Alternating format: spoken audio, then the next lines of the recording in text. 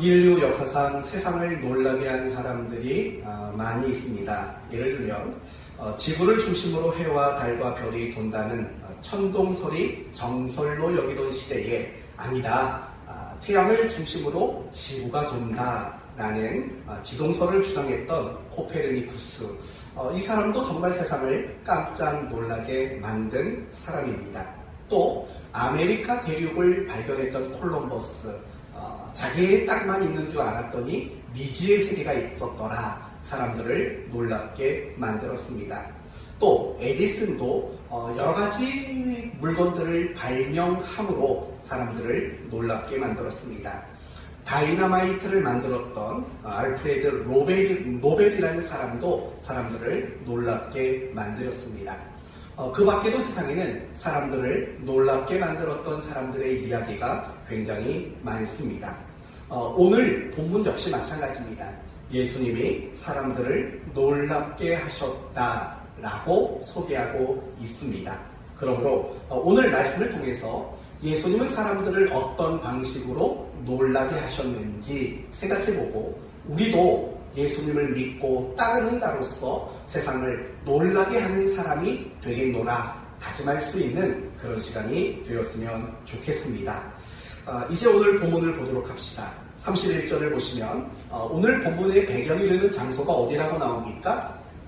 31절에 가버나움이라고 말합니다. 이 가버나움은 우리가 지난주에 살펴봤던 나사렛이라는 곳에서부터 북쪽으로 한 30km 정도 떨어져 있는 갈릴리의 항구 도시입니다.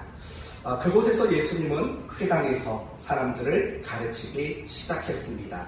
그런데 32절 말씀을 보니까 예수님이 무엇을 어떻게 가르쳤는지는 모릅니다. 그러나 분명한 것은 그들이 그 가르치심에 놀라니 라고 말을 한다는 거죠. 예수님이 사람들을 가르칠 때 사람들의 반응은 모두가 놀라움을 일으키는 그런 반응을 보였다라는 겁니다.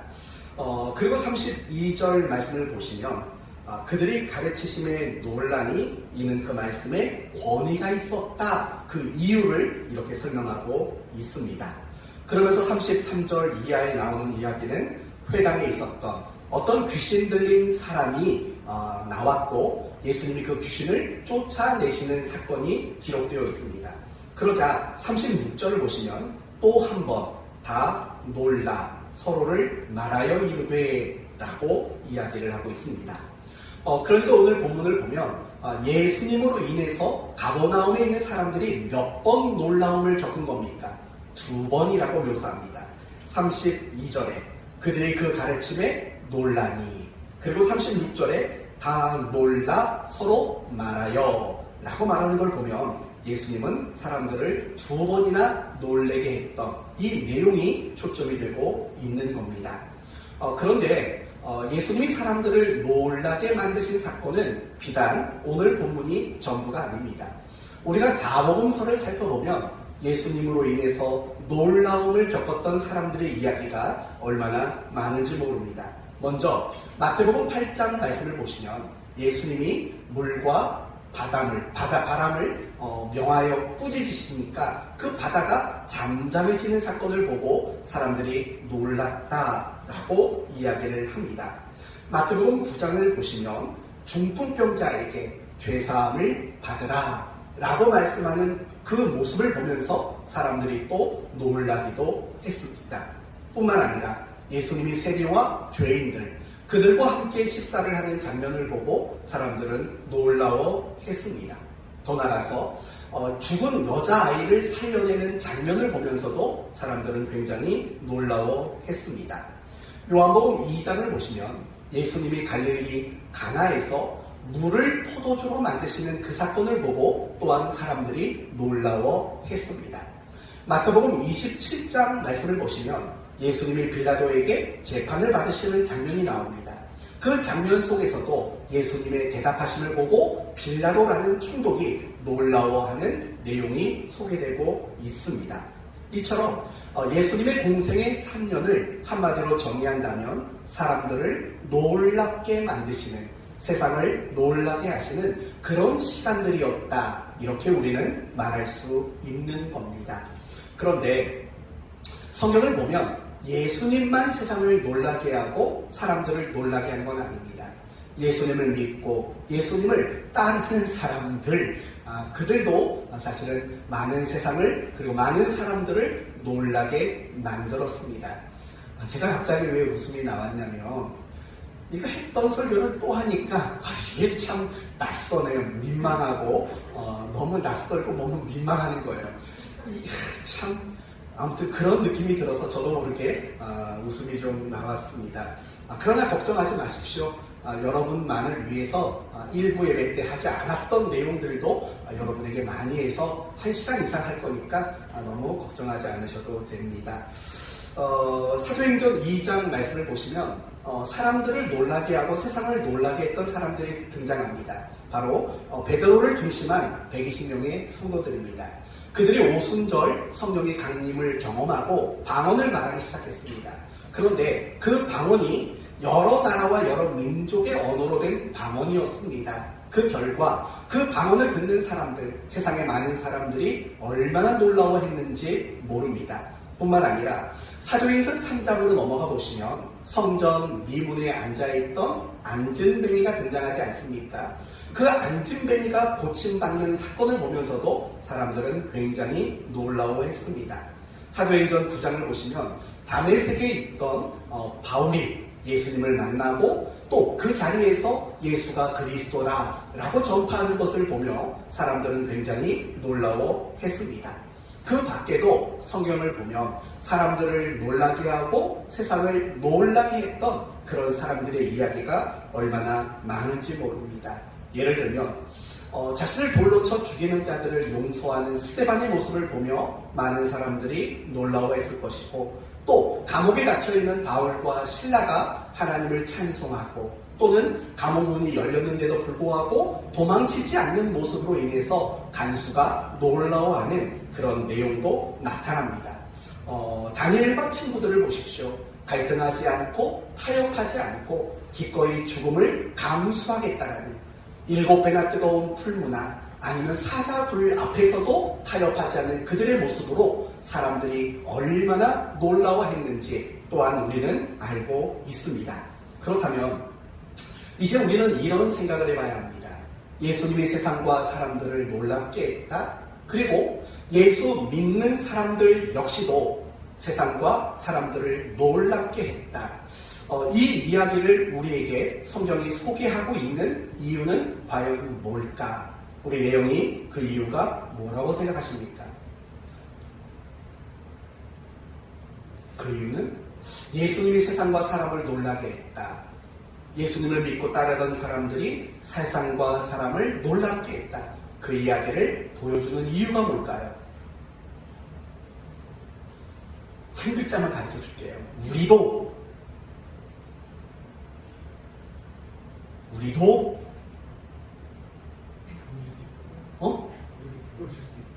보여줄 수 있다. 그래요. 맞는 말이에요.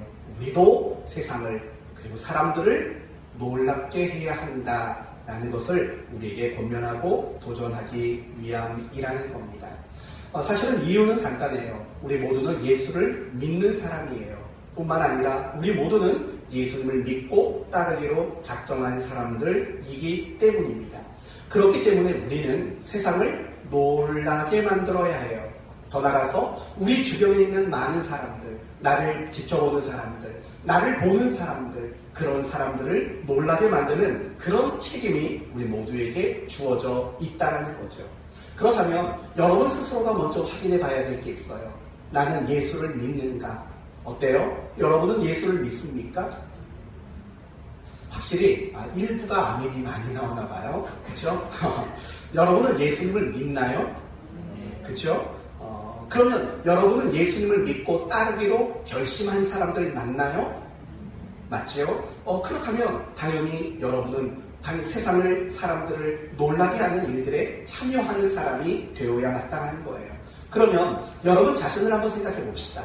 여러분은 여러분이 살아가고 있는 자리에서 사람들을 놀라게 만드는 일이 일어나고 있는지를 생각해 봐요.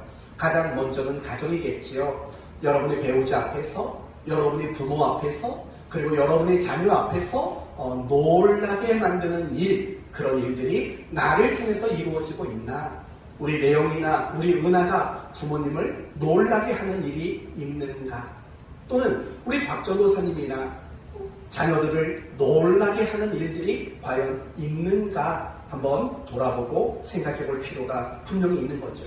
그리고 조금 더 확대해서 말한다면 여러분이 다니고 있는 직장, 여러분이 다니고 있는 학교, 또는 여러분이 살아가는 그 이웃들 안에서 그들을 참으로 놀랍게 하는 이런 일들이 과연 나를 통해 일어나고 있는가 우리는 생각을 해 보셔야 합니다.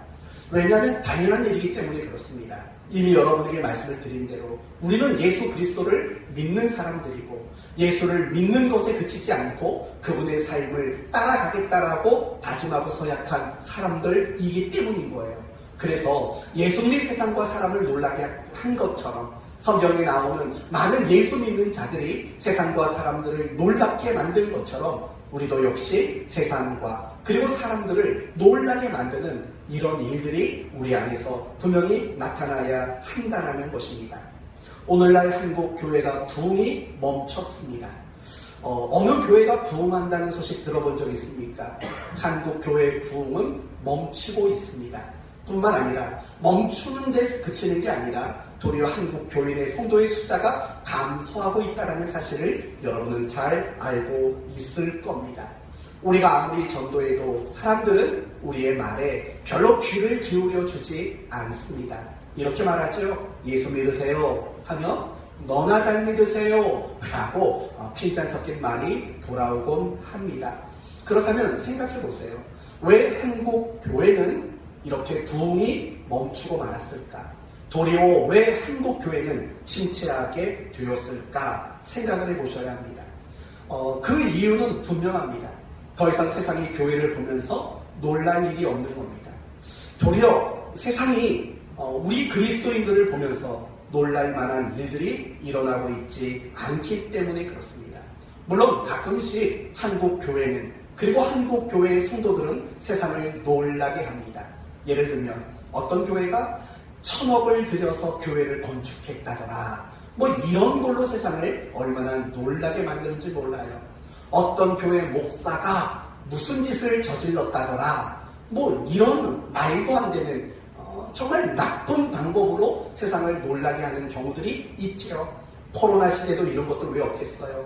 아무개 교회가 뭐 이렇게 했다더라. 그래서 세상 사람들을 놀라게 만드는 그런 일들이 많이 일어나고 있습니다. 이런 엉뚱한 거 말고 그렇게 비정상적이고 비상식적인 것으로 말고 정말 정상적으로 한국 교회는 세상을 놀라게 하고 있는지를 보셔야 돼요. 우리 대한민국의 성도들이 정상적인 방법으로 도덕과 윤리라는 울타리 안에서 세상 사람들을 놀라게 하고 있는가를 돌아보셔야 돼요. 왜냐하면 우리가 세상을 더 이상 놀라게 하지 못하기 때문에 교회의 부흥이 더 이상 일어나지 않기 때문에 그래요. 여러분, 사도행전에 나오는 초대교회를 생각해 보세요. 얼마나 놀라운 부흥이 끊임없이 일어났는지 아시잖아요. 500명, 3,000명, 수를 헤아릴 수 없을 만큼 끊임없이 예루살렘 교회는 부흥했다고요. 이유가 뭘까요? 이유는 초대교회를 보면서 그 예루살렘 교회를 보면서 그 사회가 놀랍기 때문입니다.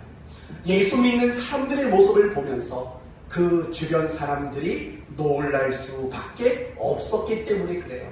그들을 보면서 놀라기 때문에 처음에는 예수 믿는 자들을 저주받은 자라고 조롱했지만 기꺼이 개종하는 사람들이 500명, 3,000명 그 이상의 숫자로 끊임없이 부흥하게 되는 놀라운 역사가 일어나고 있다는 거예요. 여러분에게 다시 한번 질문을 드려보고 싶어요. 여러분은 예수 믿는 자로서 여러분 주변에 있는 사람들을 놀라게 만드는 일 하고 계시나요? 스스로 점검해 보셔야 합니다. 우리 사랑하는 교회도 이 지역을 과연 놀라게 한 적이 있는가 한번 생각해 보세요. 우리 교회는요, 제가 생각해 보니까 한 13번 정도는 이 지역을 놀라게 했어요. 13번 정도. 어떤 방법으로 놀라게 했을까요? 여름에 태풍이 올라오면 종탑이 넘어갈까봐 주변 사람들을 놀라게 하는 그래서 그런 방식으로 놀라게 해서는 안 되겠다 생각이 들어서 교회 종탑의 함석을 다 떼어서 이제는 뼈대만 남아있는 종탑으로 만들어놨지요. 그런 방법으로는 놀라게 하면 안 되지요. 정말 교회가 거룩함을 가지고 성도들이 거룩함을 가지고 사실은 좀 놀라게 해야 되지 않는가라는 생각이 들어요. 이런 방법들이 있잖아요. 새벽에 나와서 예배드리고 이 건물 앞을 깨끗하게 청소하는 방법, 그런 것도 세상을 놀라게 하는 방법들인 거죠. 우리 교회도 작지만 어려운 사람들을 도와주는, 사실은 그런 방법도 우리 교회가 세상을 놀라게 할 수 있는 방법이 있기는 있어요. 근데 이 지역은 좀 쉽진 않은가 봐요. 건너편에 동사무소가 있죠. 동사무소는 옛날 말이고 주민센터가 있잖아요. 언제 한번 가서 그걸 물어봤어요. 이 마두 이동에 우리 교회가 구제를 했으면 좋겠는데 구제 받을 사람이 있습니까? 했더니 마두 이동에는 없대요. 여기는 좀 넉넉한가 봐요. 그래서 구제할 사람이 없다. 여하튼 그런 방식으로 우리는 세상과 사람들을 좀 놀라게 해야 돼요. 그게 우리의 당연함인 거예요. 그냥 이건 선택사항이 아니에요. 그래도 되고 그렇게 하면 더 좋은 거고 그렇지 않으면 뭐 그만이지, 이게 아니라고요. 김효선 집사님이 살고 있는 자리에서 사람들을 놀라게 하는 일들이 일어나야만 해요. 우리 이은하 성도님, 우리 강선옥 집사님, 우리 김용숙 권사님, 이은영 사모님, 여러분도 마찬가지인 거죠. 여러분이 있는 곳에 여러분을 바라보는 사람들을 놀라게 하는 일, 그거는요 선택이 아니라 너무나도 당연한 일이라는 걸 우리는 잊지 말아야 돼요. 그렇다면 이제 또 생각해 봅시다. 왜 안 될까요? 왜 우리가 사람들을 놀라게 하는 그 일에 우리가 실패하고 있는 이유는 뭘까요? 왜 우리가 사람들을 놀라게 하는 그 일을 하고 있지 못할까요? 이 점을 확인하기 위해서 예수님은 어떻게 그 가버나움의 사람들을 놀라게 했는가, 이 부분을 확인하는 일이 먼저 필요합니다. 오늘 본문을 통해서 한번 여러분이 답을 찾아보시겠어요? 예수님은 그 가버나움 회당에 있는 사람들을 어떻게 놀라게 하셨을까 한번 생각해 보세요. 찾아보세요. 그러면 대답은 뭘까? 아마 이 대답이 제일 먼저 나올지 몰라요. 귀신을 쫓아냈잖아요 라는 것. 그러나 여러분이 조금만 더 오늘 본문을 살펴보면 사실은 귀신을 쫓아낸 것 때문에 사람들이 놀라워하지는 않았다는 것을 발견할 수 있게 돼요.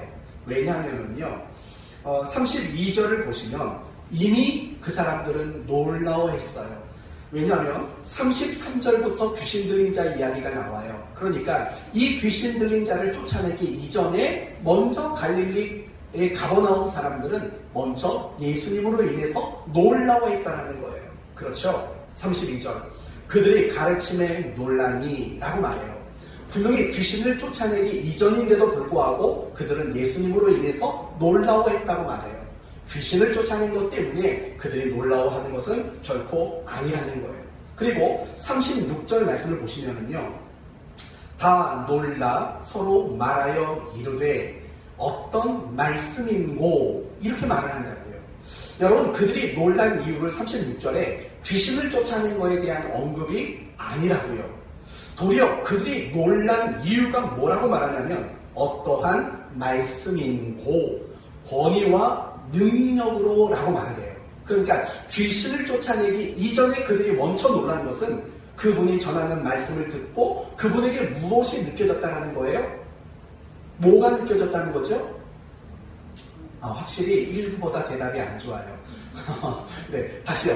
그들이 지금 놀라워했어요. 뭐 때문에 놀라웠을까요? 예수님이 전하시는 말씀에 무엇이 느껴졌기 때문에?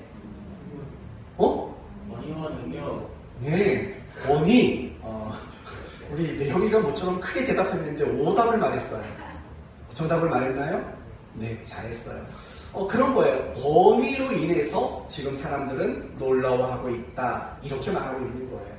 여러분, 누가라는 사람이 누가복음과 사도행전을 기록했어요. 누가의 직업은 뭘까요? 의사. 의사. 그리고 또 하나는요.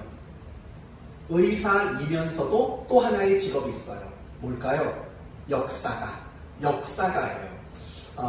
누가는 의사이면서도 역사라는 분야의 전문성을 가진 사람이었다고요. 그래서요, 이 누가가 누가복음과 사도행전을 기록할 때 병든 사람에 대한 이야기는 굉장히 자세하게 기록되어 있어요. 왜냐하면 의사니까 의사의 관점에서 병든 사람을 보는 대로 굉장히 자세히 기록을 해요. 예를 들면은요, 사도행전 3장에 안진뱅이를 일으키는 사건이 나오잖아요. 그 사건 속에서는 뭐라고 얘기를 하냐면 이렇게 말을 해요. 나면서부터 걷지 못했던 자라고 말을 한다고요.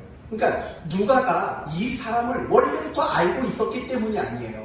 그 사람의 상태를 봤더니 이 사람은 태어날 때부터 선천적으로 장애를 가졌다라는 것을 인식하고 그렇게 기록을 했다라는 거예요. 그리고 예수님이 그 사람을 고쳐내는 과정도 이렇게 묘사를 해요. 예수님이 베드로가 잡아 이끄니까 발과 발목에 힘이 돋더라 라는 식으로 그 고쳐지는 과정까지도 묘사를 하고 있는 거죠. 그리고 그러면서 그 다음 단계는 뭐냐면 이 사람이 걷기도 하고 뛰기도 했다라고 표현을 해요. 그러면서 가장 마지막에는 이런 얘기가 나와요. 이 사람의 나이가 40여세더라 라는 얘기가 나와요. 제가 이런 예를 드는 이유는요, 누가는 어떤 병든 사람이나 어떤 귀신 들린 사람이나 하여간 그들에 대한 이야기들을 굉장히 자세하고 섬세히 기록하는 그런 모습을 가진 사람이에요. 그러나 오늘 본문을 보시면은요, 그런 관점에서 오늘 본문을 보면 이 귀신 들린 사람이 어떤 상태였는지는 아무런 언급이 없어요. 뿐만 아니라 예수님의 이 귀신 들린 자를 쫓아낸 이후에 이 사람은 회복이 되었잖아요. 회복된 자의 모습이 어떠했는지, 그가 회복되어서 어떤 일을 했는지에 대한 이야기는 사실은 하나도 소개하고 있지 않는다라는 거예요. 왜냐하면 그걸 강조했다가는 오늘 본문의 의도가 어긋날 수 있다는 거죠. 그렇기 때문에 누가는 귀신 들린 자를 고쳐내는 것을 초점으로 두지 않는 거예요. 그러면 무엇에 초점을 두고 있냐면 예수 그리스도, 그분은 말씀을 전하고 가르치실 때 무엇이 있는 사람이었다는 겁니까? 권위가 있었다는 거예요. 그 존재의 힘과 그 존재의 가치가 느껴지는 권위를 가진 사람이었다라고 이야기를 하고 있다는 거예요. 이걸 우리가 알아먹기 쉽게 말하면 이런 말이에요. 당시 가르치는 사람들이 많이 있었다고요. 대표적인 사람들이 누구였을까요? 서기관, 바리새인들, 이런 사람들이 율법을 가르치는 사람들이었고, 그들이 회당에 와서 그 지역 사람들을 가르치는 이런 일들을 감당했던 사람이라고요. 그런데 예수님이 오셔서 그들에게 가르침을 시작했을 때 그들은 놀라웠던 거예요. 왜 놀라웠냐면 서기관과 바리새인, 그들의 가르침과 전혀 다르다는 걸 느낀 거예요. 그 가르침의 내용만 다른 게 아니라 그걸 가르치는 그 사람 자체가 다르다라는 것을 이 가버나움 사람들은 느꼈다는 거예요. 그래서 말하기를 그 가르침의 논란이 이는 그 말씀이 권위가 있더라. 그 말씀에 어떤 힘과 능력과 권위가 있다라는, 예수 그리스도가 절대 권위자라는 그것을 느낄 만한 힘이 있었다라는 거예요. 이걸 간단히 말하면 이렇게 말할 수 있는 거죠. 당시 서기관과 당시 바리새인들, 그들의 모습과 예수님의 모습은 전혀 어떠했다는 걸까요? 달랐다라는 거예요. 바로 이것이 오늘 우리가 함께 나눠야 할 설교의 핵심입니다. 예수님은 사람들을 어떻게 놀라게 했을까요? 다른 모습으로. 그 시대 지도자들이었던 서기관과 바리새인들, 사두개인들, 그들의 모습과 전혀 다른 모습, 다른 태도, 다른 마음, 그것을 가지고 사람들을 놀라게 만들었다. 이렇게 오늘 우리에게 강조하고 있는 겁니다. 이제 답을 찾으셨습니까? 우리가 세상과 사람을 놀라게 하지 못하는 이유는 말을 못해서가 아닙니다. 우리는 말을 잘합니다. 진리를 몰라서도 아닙니다. 우리는 진리도 많이 압니다. 어디 그뿐입니까? 우리는 성령을 경험한 적이 있습니다. 어떤 신비한 은혜를 체험한 적도 있습니다. 하나님이 우리의 기도에 응답하신 것도 경험한 적이 있습니다. 어떤 이런 신령한 것들 우리에게도 분명히 경험이 있습니다. 그런데도 불구하고 우리가 세상과 사람들을 놀라게 하지 못하고 있는 것은, 내가 비록 그런 신령한 것들을 경험하고 어떤 진리를 아는 일, 이런 일에는 능통할지 모르지만 내가 살아가는 그 삶의 자리에서 거룩함을 나타내는 능력, 누군가를 거룩하게 하는 능력, 한마디로 말하면 다름이라는 능력이 우리에게 나타나지 않기 때문이라는 겁니다. 우리가 세상에 살아가는 그 사람들과 하나도 다를 것이 없는 그런 모습이기 때문에 우리를 바라보는 세상 사람들은 놀랄 일이 없을 수밖에 없다라는 겁니다. 이것이 오늘 설교를 통해서 저와 여러분이 권면을 받아야 하는 가장 중요한 내용이라는 겁니다. 사랑하는 성도 여러분, 이제 이 말씀을 가지고 여러분 자신을 뒤돌아보셔야 됩니다. 내가 과연 사람들을 왜 놀라게 하지 못했을까요? 이유는 내 모습이 세상의 사람들의 모습과 다른 점이 없기 때문입니다. 똑같이 욕심부리고 똑같이 상황에 따라 그 상황을 피하기 위해 거짓말하고 정직하지 못하고 순결하지 못하고 세상 사람들의 모습과 전혀 다를 것을 찾아볼 수 없는 그런 모습으로 우리가 살아가는 것, 그것이 사람을 놀라게 하지 못하는 그 일에 실패하는 가장 결정적인 원인이라는 겁니다. 그래서 하나님은 세상과 사람을 놀라게 해야 하는 우리 모든 하나님의 백성들에게 늘 무엇을 강조하는 줄 아십니까? 거룩하라고 강조합니다. 레위기서 11장 말씀을 보시면 이런 말이 나와요. 내가 거룩하니 너희도 거룩하라 라고 말을 해요. 여러분은 거룩이 무엇이라고 생각하십니까? 거룩이 뭐지요? 거룩이 뭐지요? 이런 거죠. 거룩의 핵심은 다르다라는 거예요. 물론 원어적으로는 자르다라는 뜻이에요. 자르다. 무엇인가를 잘라내는 게 거룩인 거예요. 그러나 가장 주된 내용은 결국은 그거예요. 다르다. 예를 들면 이런 거예요. 내가 거룩하니 많이 라고 말하죠. 그러면 여기서 내가 거룩하니는 누가 거룩한 걸 말할까요? 하나님의 거룩을 말하는 거예요. 하나님은 거룩한 분이래요. 그게 무슨 뜻이냐면 하나님이 자기가 선택한 백성들과 모든 면에서 다르다라는 뜻이에요. 어떤 면에서 다를까요? 지혜, 사랑, 능력, 안목, 권세 모든 면에서 우리는 하나님과 달라요. 내가 거룩하니 너희도 거룩하라. 여기서 말하는 너희는 누굴까요? 하나님의 백성들. 오늘날로 말하면 그리스도인들. 우리는 달라야 된대요. 누구와 달라야 된다는 걸까요? 세상의 사람들의 모습, 그들의 말, 그들의 생각, 그들의 가치관, 그들의 삶의 방법, 모든 것들, 그것이 달라야 한다. 결국 그게 내가 거룩하니 너희도 거룩하다라는 말의 핵심이라는 거죠. 결국 그런 것들이에요. 그래서 하나님은 우리에게 늘 거룩이라는 발음을 요구하고 있다는 거예요. 산상수훈을 보면 이 부분이 가장 명확하게 등장이 돼요.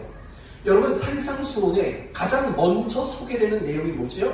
우리가 잘 아는 팔복이라는 게 제일 먼저 소개가 돼요. 어떤 내용입니까? 심령이 가난한 자, 애통하는 자, 온유한 자, 의에 줄이고 목마른 자, 궁의를 여기는 자, 마음이 청결한 자, 화평케 하는 자, 박해를 받는 자. 8개가 등장한다고요. 그런데 이 8개의 내용들이 결국 무엇을 우리에게 말하는 거냐면 세상 사람들과 달라야 한다는 것을 우리에게 강조하고 있는 거예요. 여러분 생각해 보세요. 세상 사람들이 가난을 추구할까요? 세상 사람들이 애통을 소원하며 살까요? 세상 사람들이 줄이고 목마른 것을 복이라고 생각할까요? 세상 사람들이 누군가에게 미움을 받고 박해당하는 것을 소원으로 삼을까요? 아니라고요. 이거는 세상 사람들이 도리어 거절하고 그렇게 되고 싶지 않은 항목 속에 다 들어가 있는 거라고요. 그런데 복 있는 사람을 뭐라고 말하냐면 가난, 애통, 줄임, 목마름, 박해받는 자, 이런 사람을 복 있는 사람이라고 우리에게 제시를 하고 우리가 그런 사람이 되라고 말한다고요. 그 말은 결국 무엇을 말할까요? 우리 모두는 세상의 사람들과 달라야 된다. 다름이 있어야 된다. 그게 거룩이고 그게 성경이 말하는 의라는 거예요. 그걸 우리에게 요구하고 있다는 거죠. 어디 그것으로 끝나나요? 팔복 다음에 나오는 이야기가 뭐예요? 너희는 세상의 소금이요. 너희는 세상의 빛이요라고 말해요. 여러분 생각해봐요.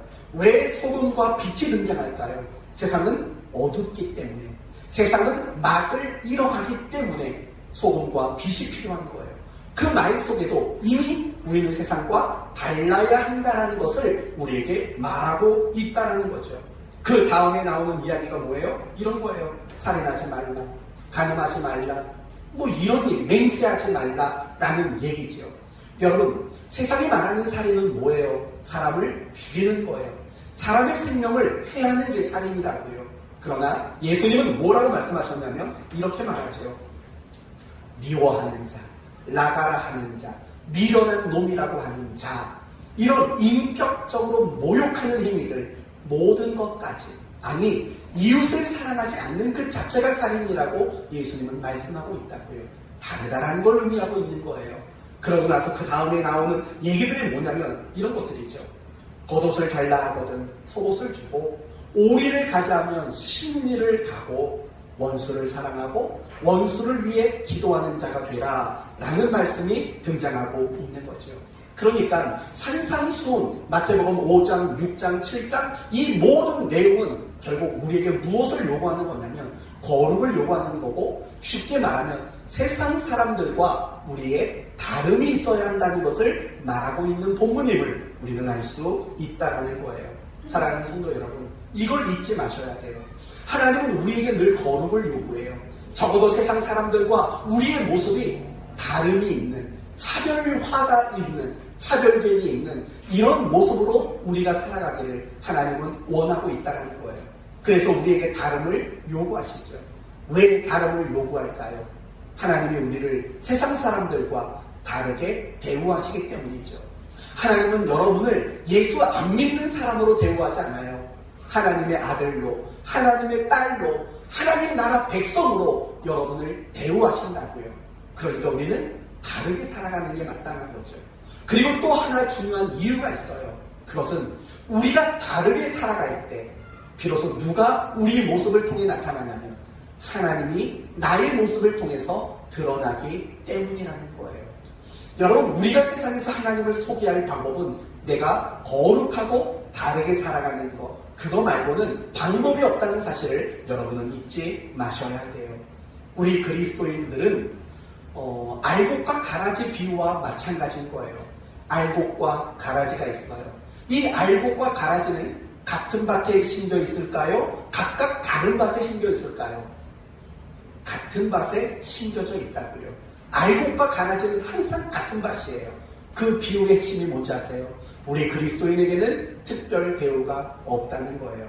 다르게 말하면 예수를 믿는다고 해서 병에 안 걸리고, 예수를 믿는다고 해서 실패 안 하고, 예수를 믿는다고 해서 어려움을 안 겪는 이런 특별 대우는 없다는 거예요.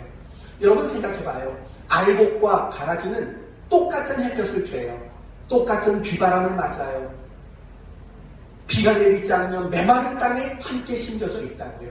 비가 너무 많이 와도 충분히 잠겨있는 그 물 속에 함께 견디고 있다고요. 이게 그리스도인의 삶이에요.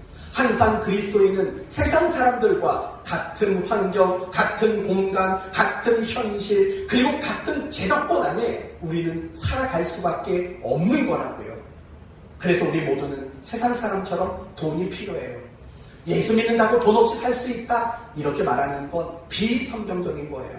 왜냐하면 하나님은 같은 제도권 안에 우리를 살도록 만드셨기 때문인 거예요. 그렇기 때문에 우리는 세상을 살면서 돈도 필요하고, 결혼도 해야 되고, 집도 있어야 되고, 차도 있어야 되고, 공부도 해야 되고, 일도 해야 되고, 이런 일들을 우리는 세상 사람과 똑같이 해야 된다고요.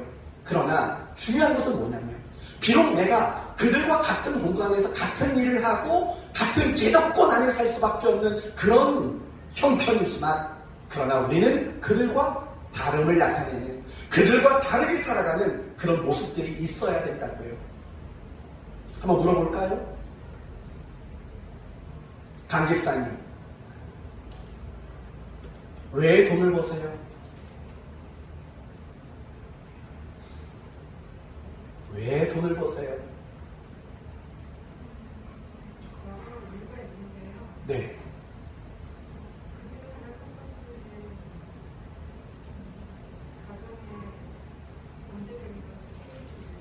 네.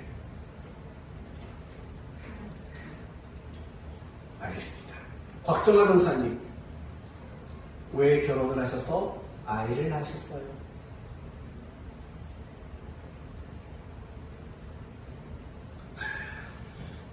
다 알고 있지만, 이태규 집사님, 왜 사업을 하고 계세요? 사람 보시라고. 보시라고요? 참. 네. 사람 보시라려고. 내용아, 이건 잊어줘. 이건 정답이 아니야. 알았지? 사람 보시라려고요. 굉장히 뜻밖의 대답이 나와서 좀 깜짝 놀라서 말문이 다쳤어요. 김홍석 권사님, 왜 우리 교회 권사님으로 계십니까?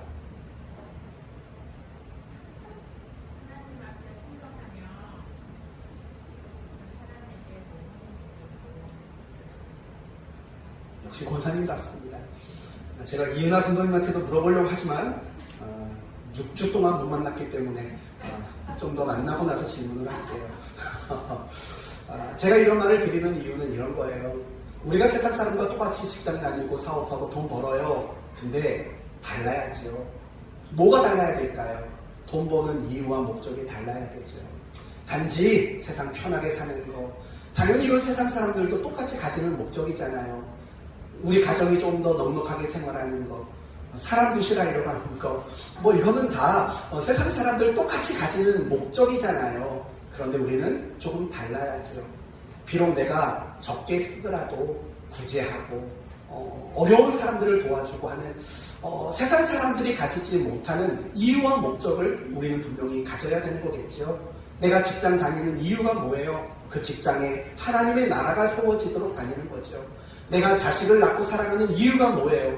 하나님 나라의 일꾼으로 세우고 정말 하나님이 원하는 그런 사람으로 만들어가기 위해 자녀를 키우고 양육하는 거죠. 제가 뭘 말하는 건지 아시겠어요? 정말 우리는 같은 제도권 안에 살아가고 있지만 분명히 우리의 모습은 달라야 된다는 거. 내가 무엇을 하든지 그 모습은 달라야만 한다는 걸 여러분에게 말하고 있는 겁니다. 그래야 되는 거죠. 그래야 세상이 놀라지요. 그래야 사람들이 우리를 바라보며 놀라지요. 그렇다면 여러분에게 다름이 있는지 한번 점검해 보셔야 합니다. 다름이 여러분에게 있을까요? 잘 모르겠어요? 내가 다른지 안 다른지 확인할 수 있는 방법을 알려드릴게요. 기쁨. 기쁨이라는 것을 가지고 내가 이 세상을 살면서 다름이 있는가를 확인할 수 있는 가장 좋은 근거가 사실은 기쁨이에요. 예를 들면 아내의 자리에서 난 기쁨이 있는가? 이건 제 부인에게 제일 물어보고 싶은 건데, 아내의 자리에서 기쁨이 있는가? 남편의 자리에서 기쁨이 있는가? 부모의 자리에서 기쁨이 있는가? 내가 직장 생활하는 사람으로서 내 직장 안에 기쁨이 있는가? 이런 것들을 우리는 점검해 봐야 돼요. 왜냐하면요, 하나님이 우리에게 기쁨을 주시잖아요. 그리고 성경을 보면 이 기쁨을 누리는 사람들의 이야기가 많다고요. 그런데 중요한 건 뭐냐면 성경이 말하는 모든 기쁨의 근원은 어디에서 나오는 거냐면 뭔가를 가지고 누리기 때문에 얻는 기쁨으로 성경은 말하지 않아요. 성경이 말하는 기쁨은 항상 그 근원과 그 원천을 어디에 두냐면 다름과 구별됨이 있는 곳에 나타나는 결과물로 성경은 항상 기쁨이라는 것을 우리에게 소개하고 있다라는 거예요. 여러분 이거 잘 들으세요. 일부 예배 때 안 한 거예요. 예를 들어 봅시다. 초대교회를 한번 생각해봐요. 초대교회. 여러분 초대교회, 예루살렘 교회는 사실은 기쁨을 누릴 만한 환경은 아니었어요. 왜냐하면 유대인들에게 끊임없이 박해와 미움을 당했기 때문이에요. 툭하면 끌려가 감옥에 갇히고 매를 맞고 온갖 고생과 고난을 했던 시대가 사실은 예루살렘 교회의 모습이잖아요.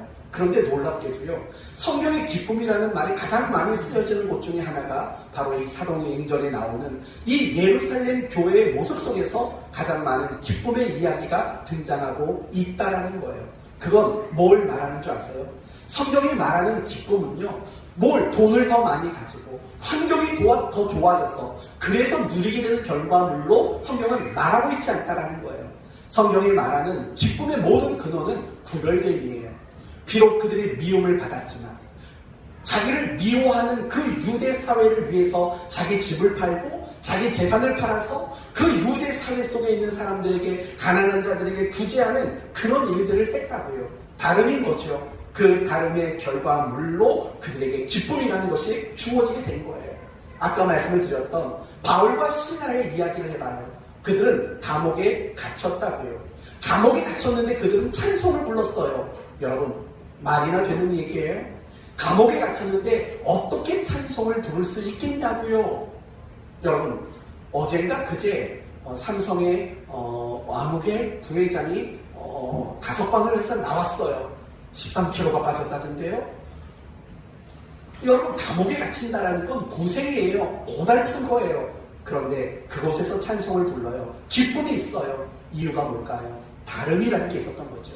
무슨 다름이 그들에게 있었을까요? 소원. 세상 사람들과 다른 소원을 가지고 있었던 거죠. 세상 사람들은 절대로 감옥에 갇히는 소원을 갖지 않는다고요. 그러나 바울과 실라는 내가 하나님 복음을 위해서라면 얼마든지 감옥에도 들어가고자 했던 소원이 있었던 거죠. 왜냐하면 감옥에 갇히지 않고서는 감옥에 있는 자들에게 복음을 전할 수 있는 방법이 없으니까. 그러니까 감옥 문이 열렸어도 그들은 도망갈 생각을 하지 않는 거죠. 무엇을 위해서요? 그들이 가지고 있었던 소원, 하나님 나라의 복음을 전하는 그 남다른 소원을 가지고 있었던 거죠. 그들에게 나타난 결과물이 뭐지요? 바로 기쁨이라는 겁니다. 우리도 마찬가지인 거예요. 내가 아내의 자리에서 기쁨이 없어요. 남편의 자리에서 기쁨이 없어요. 내 가정 안에서 기쁨이 없고 내 직장 안에서 기쁨이 없어요. 그건 다른 이유가 아니에요. 그 속에서 내가 구별됨을 나타내지 못하는 것이 원인이고 그들의 모습과 내 모습 속에 다름이라는 것을 찾아볼 수 없기 때문에 기쁨이 없는 거예요. 항상 성경이 우리에게 말하는 기쁨은 다름과 구별됨으로 인해서 만들어진 결과물로 항상 우리에게 기쁨이라는 걸 말하는 거예요. 내가 예수 믿고 신자로 살아가지만 내 삶에 기쁨이 없다는 것은 결국 그런 얘기인 거예요. 내가 그리스도인으로서 정말 구별되고 다름이 있는 이 삶을 살아가지 않는다라는 말이 내 삶에 기쁨이 없다라는 말로 이해할 수 있다라는 것입니다. 사랑하는 성도 여러분, 잊지 마셔야 돼요. 여러분의 삶에 기쁨이 있는가를 점검해 보시고 없다면 여러분은 다름이 있는 삶을 살아가고 있지 못하다라는 반증임을 알고 다시 회개하고 다시 기도하면서 다름을 만들어내는 그런 삶을 살아가는 여러분이 될 수 있기를 바랍니다. 이제 마지막으로 한 가지만 더 말씀드리고 마칠게요. 그렇다면 내가 살아가는 삶의 자리에서 다름을 나타내기 위해서 필요한 것은 무엇일까? 세 가지로 말씀을 드립니다. 첫째는 그리스도인으로서 분명한 정체성을 가져야 한다. 나는 그리스도인이다. 라는 이 확신과 분명한 의식을 우리는 가지고 있어야 한다는 겁니다. 어느 날 꼬마 감자가 엄마 감자에게 물어봤습니다. 엄마, 나 감자 맞아요? 엄마가 이렇게 대답했답니다. 당근이지. 당근이지. 이 아이가 그 말을 듣고 충격을 받은 겁니다. 내가 당근이라고요? 이 아이가 충격을 받아서 집을 나갔습니다. 그리고 며칠을 고민하다가 다시 한번 자기 정체성을 확인하려고 집에 들어왔더니 할머니가 계신 겁니다. 할머니에게 물었습니다. 할머니, 제가 오이가 맞나요? 그랬더니 할머니가 뭐라고 말했냐면 오냐! 그랬대요. 오냐! 라고 그랬대요. 이게 오이로 들은 거죠. 이걸 또 오이로 듣고 집 나가서 영원히 안 돌아왔대요. 왜 이런 얘기를 드리는 거냐면요.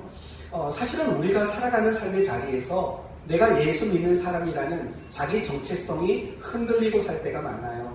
직장 안에서, 가정 안에서 살아가는 내 모습을 보면 정말 그리스도인이라는 정체성을 망각하고 살아가는 순간들이 사실은 너무나 많다는 거예요. 한번 생각해봐요.